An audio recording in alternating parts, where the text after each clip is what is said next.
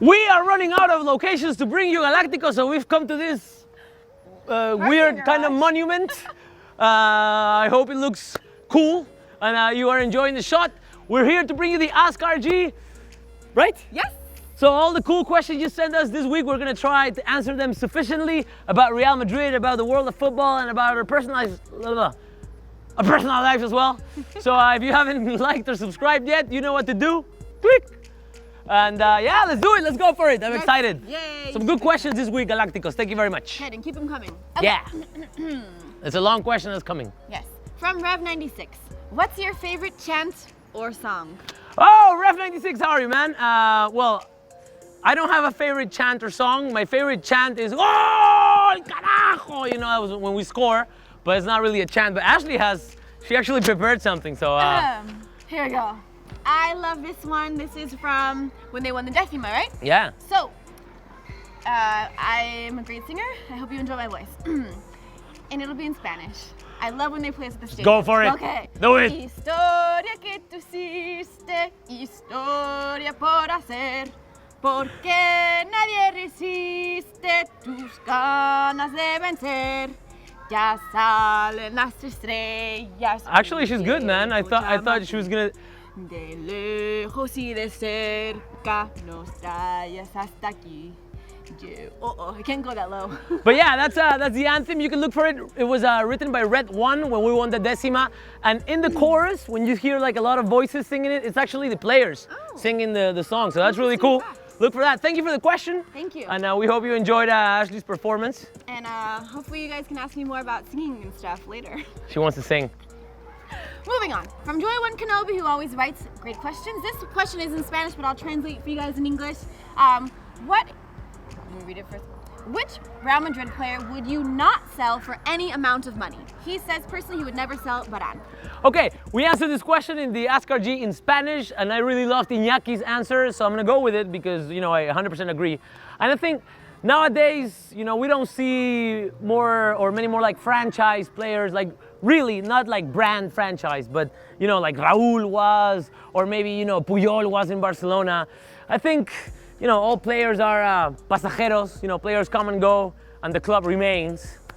And yeah, I think, so, you know, according to that, there's no player that I would say, okay, we couldn't live, or Real Madrid could not be without him. Not even Cristiano, you know, Cristiano came, did what he had to do, and we'll always love him for that, but, you know, at some point it will be his time to move.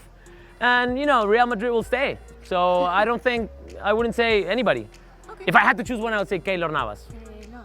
You know how I feel about Keylor. Due to performance and because I love him. But basically due to performance this season. He's been the most consistent. Okay, that's a great answer. I love Gaylord. I think that I like Joy One Kenobi's answer of Varane because he's young. Center backs are hard to come by. True. I think this is a good position if we're going to keep one player, it's easier, I think, to see strikers come and go, to see more offensive players come and go, but it's hard to find those core defenders, especially a young one like Varane that is probably wanted at many other clubs. So you agree with Joey? Yeah, Joey. All right, Joey. Read this one.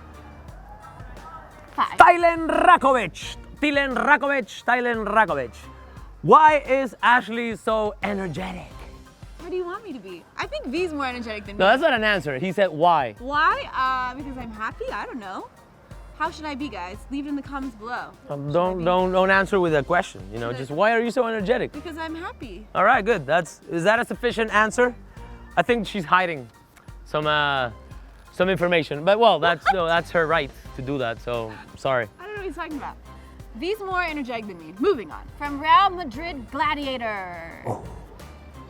If you remember, let's talk about Luki. If you remember, I asked before who you think is going to get more playing time between Jesé and Lucas. I do remember this. And you said Jesé. Has your answer changed now after seeing consistency of Lucas on the wing?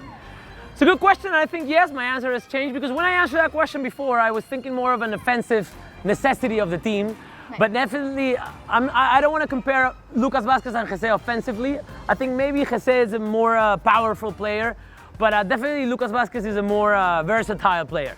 And where we need more, you know, like players that are performing well is midfield and defense. And that's something that Lucas can bring that maybe Jesé can't bring that much. Yeah. So if we're going to see one of them getting more minutes, I think it will be definitely Lucas Vázquez. I think it's already being Lucas Vázquez. Yeah. So far, I mean, Lucas has been doing an awesome job, and I guess I also did say I thought that they'd play Jesé more, but like we said, for the more attacking aspect of it, for goal scoring aspect, but Cristiano seems like he's taking care of that right now and hopefully in the future.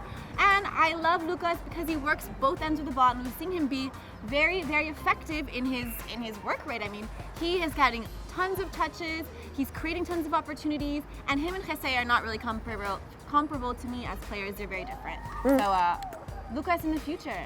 Yeah, and Ashley has a thing for Lucas, so you know Like she's a really mother, biased. I love him. Yeah, all right, like a Okay. mother. I swear. Anyways, number 8, Amidufa. Let me do it He fast. loves saying that. I love your name, man. It's cool. Let me do it fast. Do you think we need to loan Jesé so we can get more playing time and then get him back? Because I think he's amazing, but he needs more experience. No, absolutely not. I don't think. It's just something very personal opinion of mine, but you know, this whole idea of loaning players so they become better players somewhere else and then, you know, bring them back to the club, maybe when they're 18, but Jesé is 23 years old, man. He's the same age as Neymar. That's all I have to say. No, I agree with you. I think the time for formation of a player is when they're much younger, and at 23 is the time where you're starting to, you're sort of coming into the peak of your career, I would say. And Jesé needs to be able to perform now. We don't need to send him somewhere else that he can do well and then come back to So Madrid. And when he's 26, 27, no. I think he's now here, and he's, you know, if he's not ready, he's not ready. Okay. Sorry, Jesé. Anyways, number 9. Next question. Ex-rejects. Ex-reject. 3 minutes to end. We have only 2 questions left. Okay, I won't say number 9. Next question. Ex-rejects. Would you sell Ramos and get Aymeric Laporte so that Varane and Laporte could have a good link? Maybe in the future, maybe in the summer. I don't know about the whole Ramos thing. Is kind of confusing for me. I don't know what's happening to Sergio Ramos. A lot of people say he's getting old.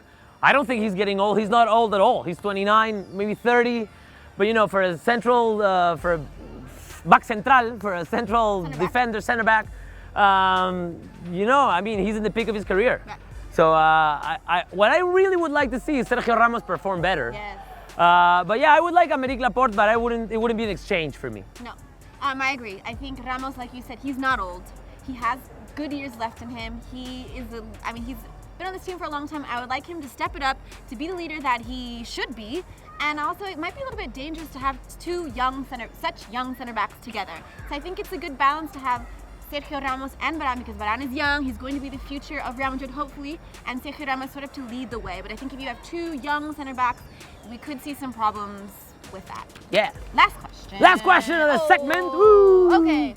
Ibrahim Alangari, what are your thoughts on the really harsh fans of Real Madrid? Is it normal in a Spanish club? All right, that's a really good question. Thank you very much. And I am going to say that Real Madrid fans are very harsh on their players when we feel they are not putting 100%. It is not really always because of performance or because they missed a goal. We normally are angry at our players when we feel that they are not giving everything that they have and that they could be giving. Because this is Real Madrid and, you know, demands are high. And I think that's fair. You know, sometimes it's confusing. It's like, oh, they're booing their players. It's like, it's not really like that, man. We're demanding a lot from our players. Number one, because they're playing for Real Madrid and they know what that is. And if they don't know, they should. And if they, you know, can't learn it, then they shouldn't be here. And it's harsh to say, but they make a lot of money, man. Yeah. You know, I don't think it's unfair to demand the best every time for a guy that's making 10 million a year. Right. You know, if he was making, you know, 1,500 a month, maybe.